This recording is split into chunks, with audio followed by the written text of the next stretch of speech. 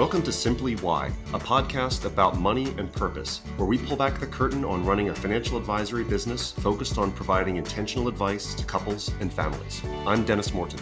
And I'm Katie Brown. Welcome back, and thanks for tuning in.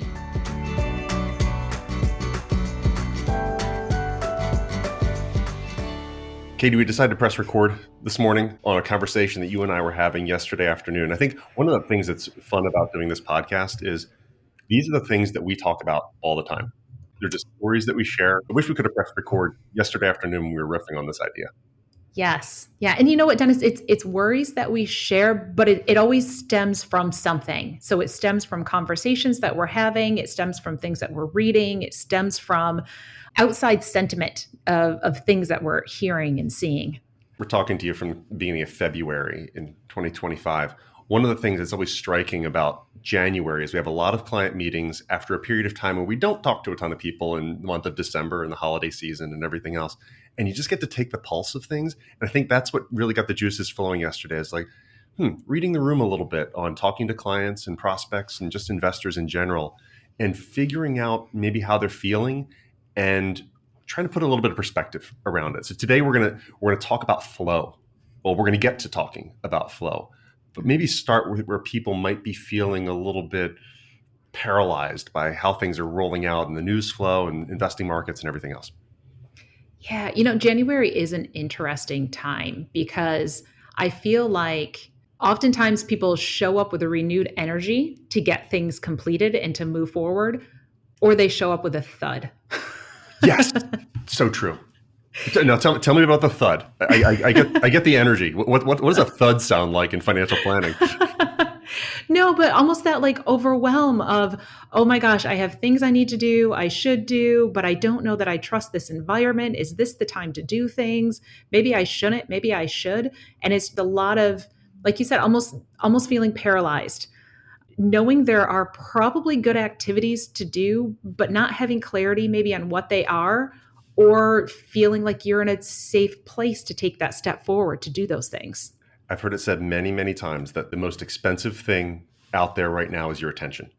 And so many things are competing for your attention as we lean into a new year and inauguration and political developments, policy developments, everything else. There's so much competing for your attention. I understand the paralysis of somebody saying, I'll just keep doing what I'm doing, or at least not change horses midstream if that's what it feels like, because I don't have the time to dedicate to that focus or even know where to focus. Yeah, but you know what I think slips by a lot of people too is that inaction is actually an action. By deciding not to do something or not to make a change, then you are actively deciding to stay where you're at, actively or passively, however you want to look at it. But point being, that's an action in itself.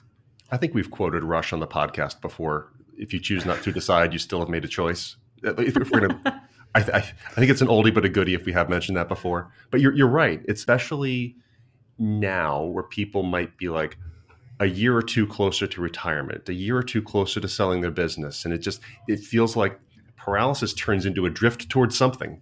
Are you drifting toward excellence, or are you drifting toward who knows where? And I think it's a worthy question to ask. And part of what we want to talk about today is how do you overcome that? How do you get there to a place where you kind of have that buy-in to the actions necessary to get to financial confidence? You talked about a little bit about like a mental checklist, right? Like just, can you devise something that's a punch list that helps you to start making incremental progress? Yeah. And when I think about a mental checklist, most of the things on that list are things that you can control. I truly believe that a lot of worries that people have, they stem from the things that you can't control. So if you can go through and check off the things in your mind, do I have my system set up? Is my family protected? Do I have proper insurances? Am I saving at a level that helps me to reach my goals? Is my spending in check, but I'm allowing myself to live comfortably and enjoy life? Mm-hmm.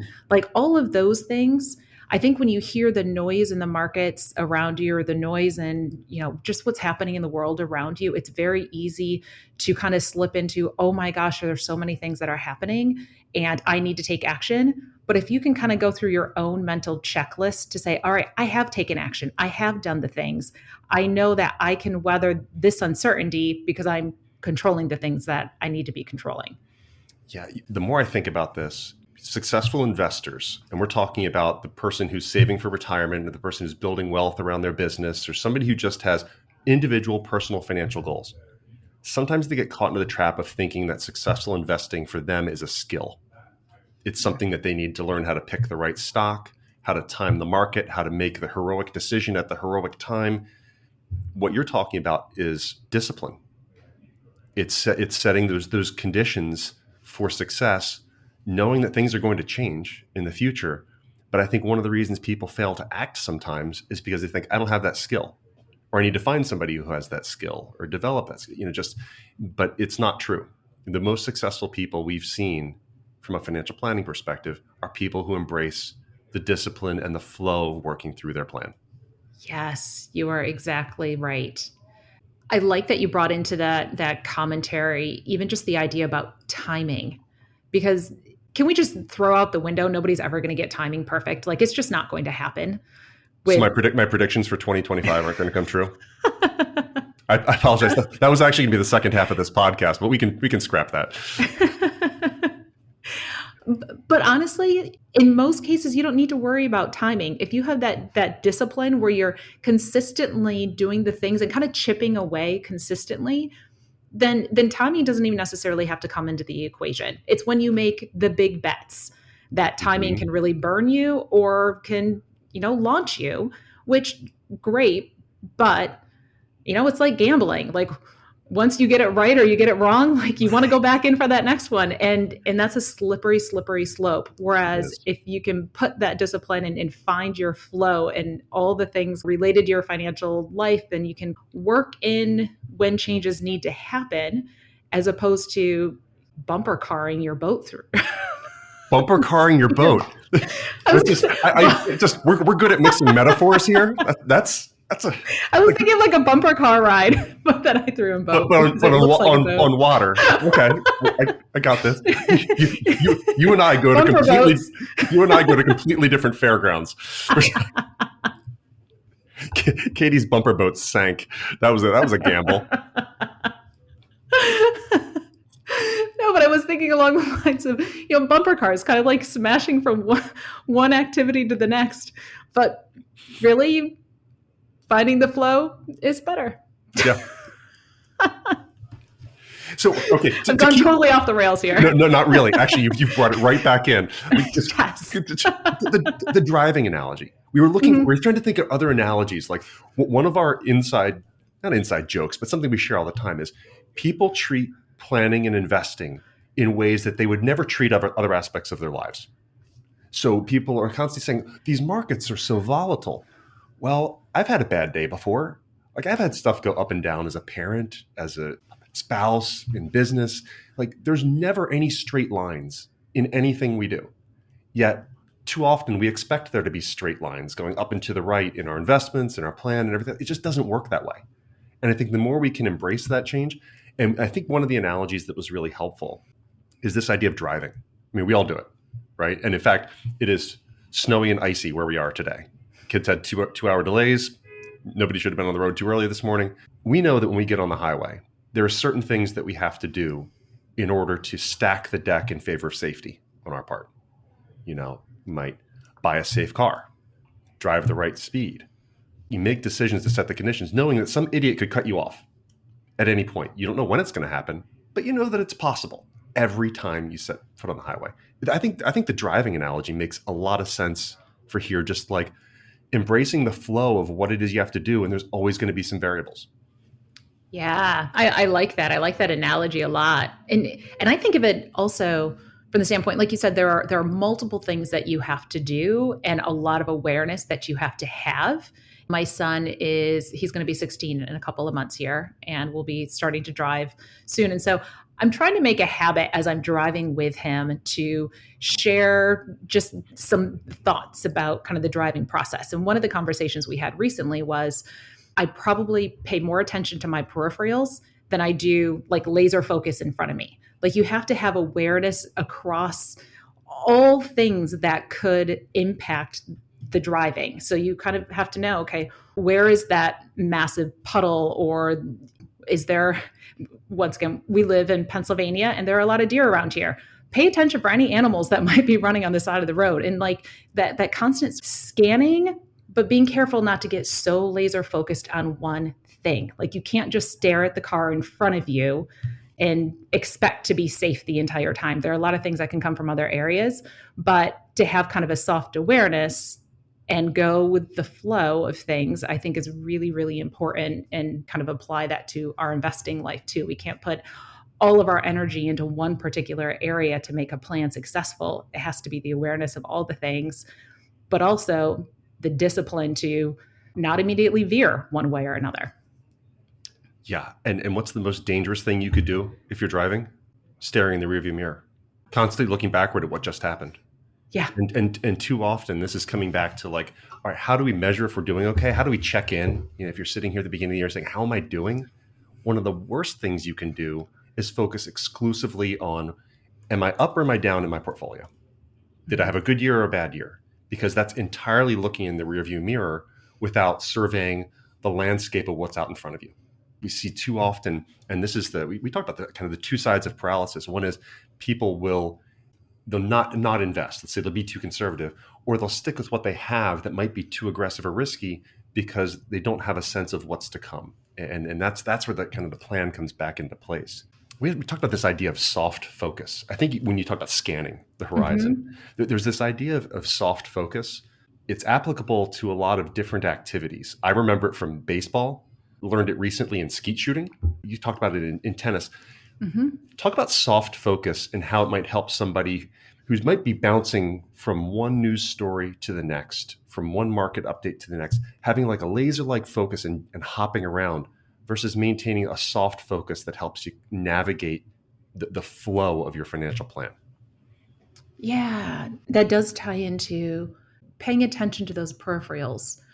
We often talk about planning as we don't know what the final number is going to be. We can't be fixated on landing at a particular spot because life happens from every direction. And so that idea of, I know the direction that things are going, I have a good framework for kind of where those guardrails are at and where my flex points are at.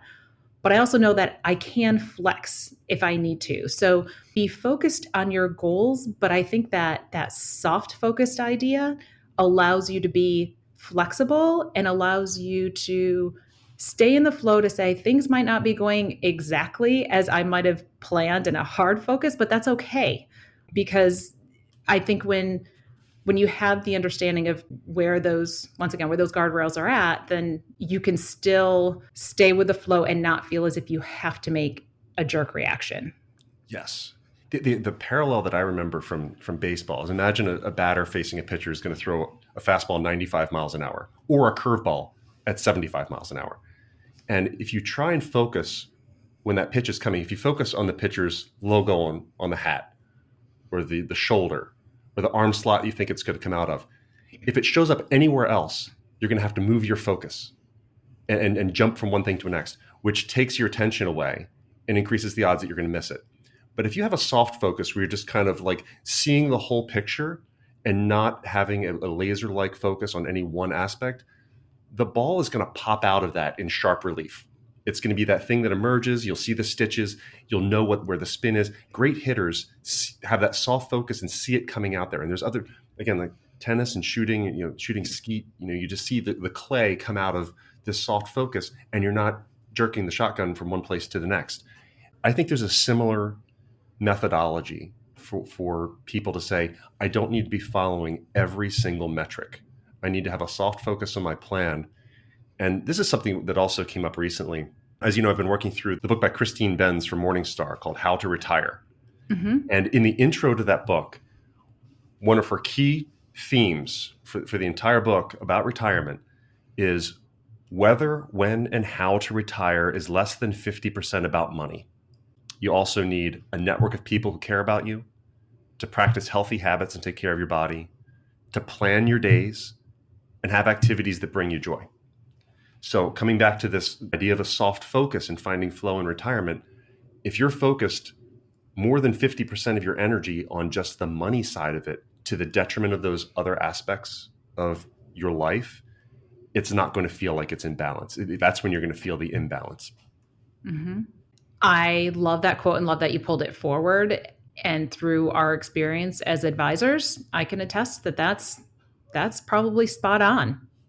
That's a lot of the feedback that we do get from some of the families that we work with. A lot of our conversations, obviously there's a money component, and we need to make sure that, especially as things are transitioning, where do the new income streams come from? How do their financial needs get met?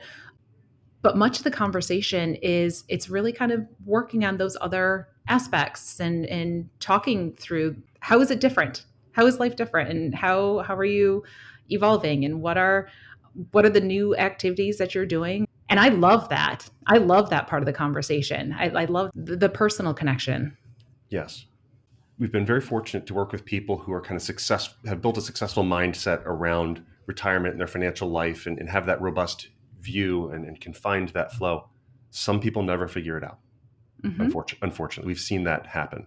I specifically remember somewhere in, I think it was 2020, maybe like early pandemic, something like that. Or, it was probably the markets had started to recover, but we were still kind of depths of the pandemic, and had a conversation with a client on an October day.